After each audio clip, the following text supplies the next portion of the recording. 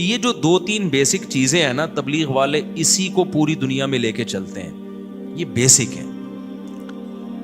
اللہ سے ہونے کا یقین آ جائے اور اللہ پہ اعتماد آ جائے، اللہ پہ توکل آ جائے. میں نے تبلیغ والوں کو نہیں دیکھا کہ وہ جب کوئی مصیبت آئے نا تو وظیفوں میں لگے ہوئے ہوں، کیونکہ اکثر یہ واقعہ بتایا جاتا ہے بھائی 2 رکعت صلاۃ الحاجت پڑھ کے اللہ سے. میرے والد صاحب تبلیغ میں لگاتے تھے نا، کوئی پریشانی آتی 2 رکعت پڑھ کے اللہ سے مانگتے تھے. یہ صلاۃ الحاجت کے نام سے کوئی حدیث میں نماز نہیں ہے، لیکن نام دینے میں کوئی حرج نہیں ہے. حدیث میں آتا ہے جب بھی کسی کو کوئی مشکل ہو نا 2 رکعت پڑھ کے اللہ سے مانگے، تو اس کا نام بعد میں آسانی کے لیے صلاۃ الحاجت رکھ لیا. تو یہ چیز نظر آئے گی آپ کو تبلیغ والوں میں. اچھا، تبلیغ والے بدعت کے خلاف ایسے بیان نہیں کرتے کہ تیجا غلط ہے، 40واں غلط ہے، فلانا غلط ہے، ڈمکانا، کبھی نہیں سنا ہوگا.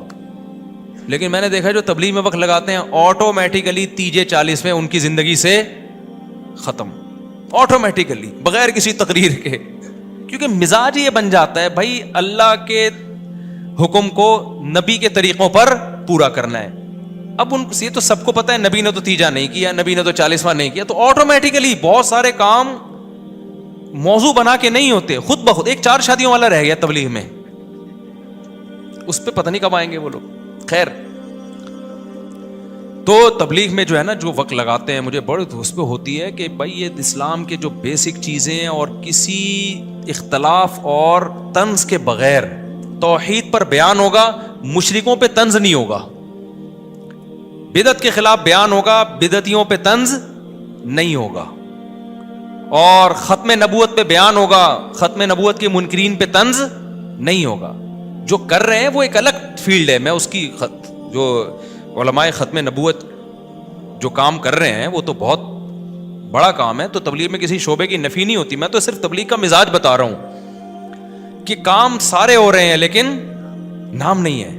بہت مضبوط بنیادوں پہ کام ہو رہا ہے اور کتنی بڑی قربانی ہے. میں مثال دے رہا تھا نا یار، ہم تو جب سفر میں جاتے ہیں ہم سے تو 2 دن نہیں گزارے جاتے، اتنی ٹینشن ہوتی ہے. بھاگو تو 1 سال کے لیے نکل جانا، 7 مہینے کے لیے، چلے کے لیے، سہروزے کے لیے، اور کوئی انٹرٹینمنٹ کوئی ہے نہیں وہاں پہ. وہی بیان ہو رہے ہیں، وہی ایک صاحب کھڑے ہو جائیں گے، ایک رکشے والا کھڑا ہو جائے گا، بھائی اللہ سے ہونے کا یقین آ جائے، غیر اللہ سے نہ ہونے کا یقین آ جائے، ایک رکشے والا. پھر بیان آپ کبھی کس کا، ایسے لوگوں کا بیان بھی جن کی زبانی سمجھ میں نہیں آ رہی ہوتی ہے آپ کو. تو یہ بڑی قربانی کی بات ہے. اس لیے کوئی تبلیغ والے ملنے آتے ہیں تو میں ان سے دعا کا کہتا ہوں بھائی ہمارے لیے بھی دعا کرو. کیا خیال ہے؟ یہ بڑی قربانی ہے. تو بیان سارا آج میرا اس طرف نکل گیا. اب میں اصل ٹاپک کی طرف کو جلدی سے آتا ہوں. یہ جو ہم نے سأل سائل بعذاب واقع پڑھی ہے نا، تو وہی بات ہے کہ قرآن کے جو بیسک ٹاپکس ہیں ان میں ایک آخرت ہے. بار بار اللہ کہتے ہیں مر کے ختم نہیں ہو جاؤ گے بھائی، تمہیں دوبارہ زندگی ملے گی. اللہ کے سامنے تم نے جواب دیا. اچھا، تبلیغ والوں کی تھوڑی میں نے وہ کر دی ہے تو ایک اہم بات دیکھو، تبلیغ میں جو وقت لگا کے علماء سے تعلق رکھے نا، اس کے کام میں نکھار پیدا ہوتا ہے. تبلیغ میں یہ بات سکھائی جاتی ہے، فضائل کا علم فضائل کے حلقوں میں، مسائل کا علم علماء کے پاس. اگر تبلیغ میں جو وقت بہت لگائے علماء سے کٹ گیا، اس میں گمراہی کا خطرہ ہوتا ہے. اور یہ بات مولانا الیاس رحمۃ اللہ علیہ نے بہت پہلے لکھ دی تھی. فرمایا 2 کام اگر تبلیغ میں کمی ہو گئی نا ان کی، تو یہ بہت بڑی گمراہی بن سکتی ہے. ایک ذکر کی کمی اور ایک علم کی کمی ہے. دونوں میں سے علم آگے اگر ذکر کی کمی ہو گئی تو اخلاص ختم ہو جائے گا.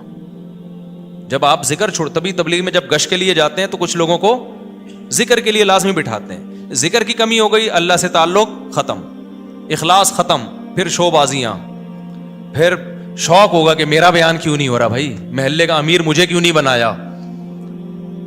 تو یہ چیزیں جس تحریک میں آ گئی نا، میں پیدا ہو گئی تو ختم. تو ذکر کی تو الحمدللہ کمی نہیں ہے، لیکن علم میں بعض لوگ جب جاتے ہیں تو پھر علماء سے تعلق ختم کر دیتے ہیں، تو ان کے پھر بگڑنے کا اندیشہ ہوتا ہے. کیونکہ علم اور ذکر یہ 2 چیزیں انسان کو گمراہی سے بچا. خالی علم و ذکر نہ ہو تو وہ بھی اللہ سے تعلق ختم. پھر وہ علم تو پھر آپ کو پتہ ہے آج کل جتنے گمراہ اسکالرز آ رہے ہیں ان کے پاس علم تو بہت ہے، اللہ سے تعلق بالکل بھی نہیں ہے، تو گمراہی کا ذریعہ بنتے ہیں. اور اگر صرف ذکر ہی ذکر ہو، علم نہ ہو، تو وہی پادری کی مثال ہو جائے گی کہ جس نے 100 انسانوں کو، ایک شخص نے 99 انسانوں کو قتل کیا. پچھلی امتوں میں ایک اللہ والے کے پاس گیا تو اللہ والے کے پاس ذکر تھا، علم نہیں تھا. تو پوچھا کہ میں نے 99 انسانوں کو قتل کیا، میری توبہ قبول ہو جائے گی؟ انہوں نے کہا بھائی 1-2 بندے مارے ہوتے تو بات ہے یار، 99 بندے مار کے آ رہا ہے بھائی.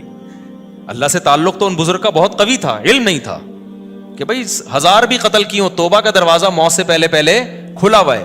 تو ان بزرگ نے کہہ دیا کہ نہیں بھائی 99 کی تو توبہ قبول نہیں ہوتی, بخاری کی حدیث ہے. انہوں نے کہا جب نہیں ہوتی تو سینچری پوری کیوں نہ کرے بھائی آدمی, جانا جب جہنم میں ہی ہے تو پوری سینچری کر کے جاؤ نا. کوئی جہنمیوں سے ملاقات ہوگی تو پتہ تو چلے گا, جیسے جیل میں جو قیدی جاتے ہیں نا تو بتا رہے ہوتے تو کیا مار کے, وہ کہہ رہے میں مچھر مار کے آیا ہوں. تو نے کون سا تیر مار لیا یار. تو اس نے اس پادری کو بھی مار دیا کہ یار پوری سینچری پوری کرو. پھر حدیث میں آتا ہے اس کو فکر ہوئی کہ کسی اور سے پوچھیں, تو پھر حدیث میں آتا ہے دل علی رجل عالم, پہلے لوگوں نے راہب کا, راہب جو ان کے بزرگ ہوا کرتے تھے عیسائیوں کے, صحیح بخاری کی حدیث ہے فدل علی رجل عالم, کسی نے بنی اسرائیل کے عالم کا پتہ بتایا, وہاں ایک عالم ہے. جب وہ عالم کے پاس گیا اور کہا کہ مجھ سے 100 انسانوں کا قتل ہو گیا ہے, حل لہ من توبہ, کیا اللہ میری توبہ قبول کر لے گا؟ تو وہ واقعی علم میں مضبوط تھے. انہوں نے فرمایا من یحول بینہ وبین التوبہ, صرف مسئلہ نہیں بتایا کہ ہاں قبول کرے گا, بلکہ اپریشیٹ کیا بھائی کیوں نہیں کرے گا, تیرے اور اللہ کے درمیان کون رکاوٹ بن سکتا ہے. اور پھر اس کو گائیڈ بھی کیا کہ جس علاقے میں تو نے قتل کرنا سیکھا ہے توبہ کر تو لے گا, توبہ پہ قائم رہے گا نہیں. انطلق الی ارض کذا وکذا فإن بها اناسا یعبدون اللہ فاعبد اللہ معهم, اس علاقے کو چھوڑ دے بھائی, وہاں اللہ والے لوگ رہتے ہیں, وہاں ان میں جا کے رہ لے اور وہیں اللہ اللہ کر, یہاں نہ آنا اس علاقے میں, توبہ وہاں جا کے کرنا. پھر وہ جو اس کی موت آ گئی اسی دوران اور اللہ نے اس کو جنت میں داخل, حالانکہ بھی توبہ کی نہیں تھی, توبہ کے ارادے سے چلا تھا. تو عالم کے پاس گیا نا. اب اگر وہ عالم ہوتا, اللہ والا نہ ہوتا,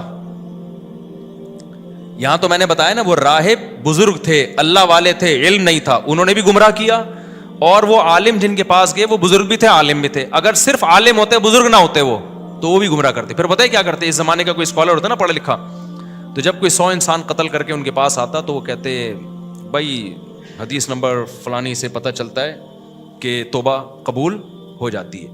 لیکن اللہ والوں کے پاس جانے کی ضرورت نہیں ہے, کیونکہ جتنے بزرگ آ رہے ہیں نا منجن بیچ رہے ہیں. یہ میں سمجھا پا رہا ہوں اپنی بات. یہ جتنے بزرگ جو آج کل ٹوپیاں پہن کے گھوم رہے ہیں, جو اللہ اللہ سکھا رہے ہیں, ان کی صحبت میں جا کے تم بیٹھو گے, اب سب دکانیں ہیں, سب کیا ہے منجن. ٹھیک ہے نا, بزرگ کوئی بھی نہیں ہے بھائی. ونس اپون اے ٹائم اللہ والے ہوا کرتے تھے سب. میں صحیح ہوں, صرف میں صحیح ہوں, لہذا آپ صرف میرے ساتھ رہا کریں اور دائیں بائیں جانے کی آپ کو ضرورت نہیں ہے.